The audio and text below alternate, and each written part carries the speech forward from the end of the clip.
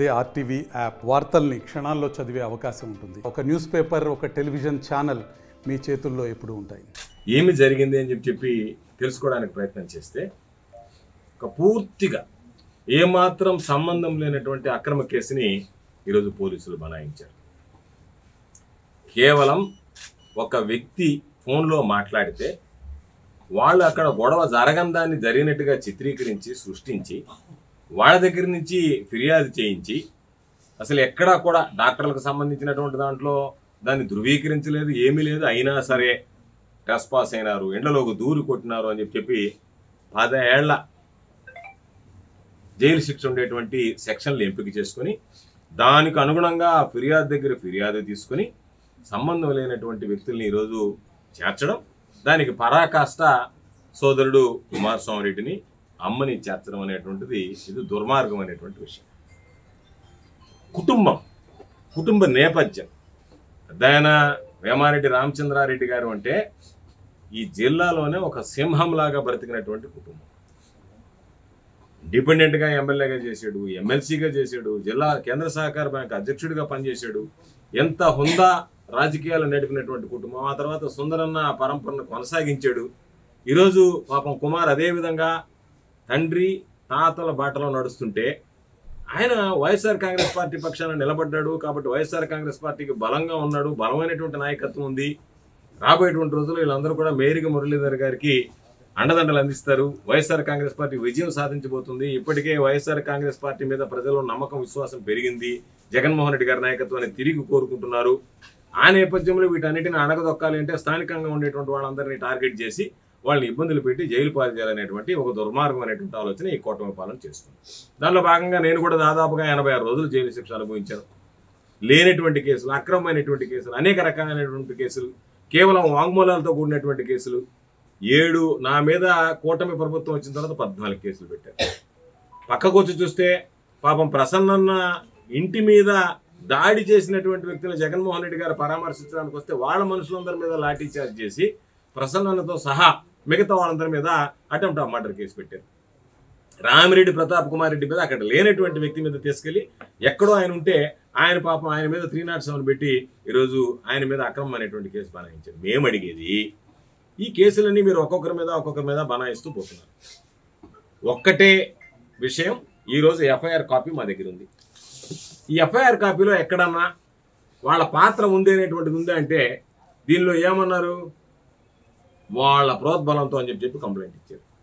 ప్రోద్బలం అని చెప్పి పోలీసు ఏ విధంగా అనాలి, ఆధారం ఏంటంటే వాళ్ళు ఫోన్ చేశారు. ఎవడైనా ఒక కార్యకర్తని వీళ్ళు పోయి దాడి చేయబోతే, కొట్టబోతే, ఆ బోటుకు సంబంధించినటువంటి రిజిస్ట్రేషన్ సమస్య వస్తే వాళ్ళు సాధారణంగా ఈ విధంగా మా మీద దాడి చేయడానికి వస్తున్నారని చెప్పి ఫోన్ చేసినా సరే మీరిద్దరు కలిసి వాళ్ళ మీదకి దాడి చేయబోయారని చెప్పి ఒక అక్రమ కేసు నమోదు చేసి కనీసం విఘ్నత లేకుండా, సంస్కారం లేకుండా, సభ్యత లేకుండా అవమానపరిచేటువంటి విధంగా ఈరోజు కుమార్ని జైలుకి పంపించడం, అమ్మ శారదమ్మ గారిని ఈ కేసులో 8గా 8వ ముద్దాయిగా చేర్చడం, కుమార్ని 7వ ముద్దాయిగా చేర్చడం. అంటే ఈ కుటుంబం మీద ఒక కక్ష సాధింపు అనేటువంటిది మీరు ప్రయత్నం చేస్తే ఆ కుటుంబానికి సంబంధించినటువంటి రాజకీయాలకు అతీతంగా ప్రేమించేటువంటి వ్యక్తులు, అభిమానించేటువంటి వ్యక్తులు ఎంత చీకొడుతున్నారనేటువంటిది ఈ రాజకీయాల్లో ఉండేటువంటి వాళ్ళు, శాసనసభ్యులు అర్థం చేసుకోవాల్సినటువంటి పరిస్థితి.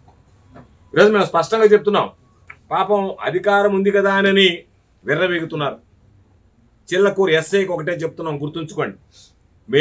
మీరు న్యాయంగా పెడితే, ఎందుకంటే నేను ఏదన్నా మాట్లాడితే దాన్ని హైకోర్టులో కూడా తీసుకుని చూపిస్తున్నారు, పోలీసులను బెదిరిస్తున్నారు. నేను పోలీసులను బెదిరించడంలా, పోలీసులను హెచ్చరిస్తున్నాం. ఏమని, మీరు న్యాయంగా వ్యవహరించండి. అన్యాయంగా మీరు వ్యవహరిస్తే దాని మూల్యం చెల్లించుకోవాల్సినటువంటి పరిస్థితి ఏర్పడుతుంది. ఈరోజు పాపాలు అనేటువంటి వాళ్ళు ఈ రోజు ఉన్నటువంటి పాలకులు మీ చేత చేయిస్తే ఆ పాపాలు రేపు మీ పట్ల శాపాలుగా మారుతాయి. మీరు అనుకుంటున్నారేమో మాదంతా ఇష్టారాజ్యంగా వ్యవహరిస్తాం, నేను పోలీసులు కాబట్టి నేను చెప్పినటువంటిది వేదం అని అనుకుంటున్నారేమో. అది జరగనివ్వం. రాబోయేటువంటి రోజుల్లో ఖచ్చితంగా మేమందరం కూడా పోలీస్ స్టేషన్లు ముట్టడించాల్సినటువంటి ప్రయత్నం వస్తుంది. శాంతి భద్రతలకు విఘాతం కలుగుతుంది. చిలకూరు ఎస్ఐ మితిమీరి ప్రవర్తిస్తున్నాడని చెప్పి ఇక్కడ ఉన్నటువంటి వైఎస్ఆర్ కాంగ్రెస్ పార్టీ నాయకులు, కార్యకర్తలు చెప్తున్నారు. ఇప్పటికే మా వాళ్ళ మీద కేసులు పెడుతున్నారు, మా వాళ్ళని తీసిపోయి కొడుతున్నారు, మా వాళ్ళని తీసిపోయి అక్కడ కూర్చోబెడుతున్నారు, రకరకాలైనటువంటి ఇబ్బందులు పెడుతున్నారు. మీకు ఏమి సంబంధం ఉంటే ఇద్దరు వ్యక్తుల మధ్య లోక్ అదాలత్లో అశోక్ రెడ్డి నేను దాన్ని రాజీ చేసుకుంటానని చెప్పి ఇద్దరు కేసు పెట్టినటువంటి వ్యక్తి, కేసు పెట్టించుకున్నటువంటి వ్యక్తి వస్తే పోలీసులు ఒక పక్క లోక్ అదాలత్ చేయండి అని చెప్పి జిల్లా జడ్జి గారి దగ్గర నుంచి అందరూ ఈరోజు బ్యానర్లు పట్టుకొని తిరిగి మీరు వీలైనంత వరకు కేసులు సామరస్యంగా రాజీ చేసుకోండి అంటే పోలీసు ఈరోజు న్యాయానికి సంబంధించి ఆ న్యాయస్థానం విలువలు కాపాడేటువంటి విధంగా ప్రయత్నిస్తుందా? న్యాయమూర్తుల ఆలోచనలకి న్యాయశాస్త్రం ప్రకారం వీళ్ళు పనిచేస్తున్నారు, దానికి భిన్నంగా పనిచేస్తున్నారు. మీరు పెట్టుకుంటే ఒప్పుకోమో, మీరు రాజీ కావడానికి లేదు అని చెప్పడానికి ఎస్ఐ ఎవడు అని చెప్పి నేను ఈ సందర్భంగా అడుగుతాను. అంటే మీ ఇష్ట ప్రకారం గూండా రాజ్యం లాగా మీరు చెప్పిందే వేదం, ఒక్కొక్కరిని తీసుకువెళ్ళడం, వాళ్ళ మీద అక్రమ కేసులు బనాయించడం, వాళ్ళ మీద రకరకాలైనటువంటి ఇబ్బందులు పెట్టడం. నేను ఒకటే విషయం చెప్తున్నా, రాజకీయంలో ఎవ్వరికి అధికారం అనేటువంటిది శాశ్వతం కాదు. ఈరోజు అధికారం కూటమిది. చంద్రబాబు నాయుడు మేము అనుకున్నాం, చంద్రబాబు నాయుడు చాలా అనుభవజ్ఞుడైనటువంటి వ్యక్తి, ముఖ్యమంత్రి అయితే చాలా అనుభవంతో పనిచేస్తా ఉన్నాం. చంద్రబాబు రావడమే ఒక మాట అన్నాడు, నేను ఇప్పటి సిబిఎన్ కాదు 95 సిబిఎన్ అన్నాడు. 95 సిబిఎన్ అంటే ఎవరు? ఎన్టీ రామారావు వెన్నుపోటు పొడిచినటువంటి సిబిఎన్, అక్రమంగా అధికారంలోకి వచ్చినటువంటి సిబిఎన్. కాబట్టి నేను అక్రమంగా అధికారంలోకి వచ్చినటువంటి ఆ రోజు సిబిఎన్ని మీరు చూస్తారని చెప్పగానే దాని అర్థం ఏంటంటే నా పాలనంతా అక్రమాల అవినీతితో కూడుకుంటుందని చెప్పడం జరిగింది. దానివల్లనే ఈరోజు పోలీసులు రెచ్చిపోతున్నారు. ఇక్కడ చూస్తే ఎస్పీలు రావడం పోవడం, రకరకాలైనటువంటి మార్పులు చేర్పులు జరుగుతున్నాయి. ఎవరు వచ్చినా ఎవరు పోయినా మేము స్పష్టంగా చెప్పేది, మీరు వైఎస్ఆర్ కాంగ్రెస్ పార్టీ మీద ఇదే పందా కొనసాగిస్తే, ఇదే విధంగా మీరు దాడులు చేస్తే, ఈ రోజు మీరు పెట్టినటువంటి ఈ కేసు ఏదైతే ఉందో అనవసరంగా అవసరం లేనటువంటి కేసు పెడితే, దాని పక్క ఒకవేళ కోర్టు బెయిల్ ఇస్తే జామీన్ సర్టిఫికేట్ల మీద సంతకాలు పెట్టడానికి మీరు ఎంఆర్ఓలుగా ఉన్నటువంటి వాళ్ళు, ఎంపీడీఓలుగా ఉన్నటువంటి వాళ్ళు మేము పెట్టమంటే అధికారం మీకు ఎవరిచ్చారు? ఎందువల్ల మీరు ఈరోజు వైఎస్ఆర్ కాంగ్రెస్ పార్టీకి సంబంధించినటువంటి న్యాయబద్ధంగా చట్టబద్ధంగా మీ విధి నిర్వహణలో భాగంగా మీరు సంతకాలు పెట్టాల్సినటువంటి బాధ్యత మీకుంటే, జామీన్కి సంబంధించినటువంటి వాళ్ళ ఆస్తు సర్టిఫికేట్ల మీద మేము పెట్టమని చెప్పి మీరు నిరాకరించడానికి ఆ అధికారం మీకు ఎక్కడుంది అని చెప్పి సందర్భంగా తెలియజేస్తున్నాం.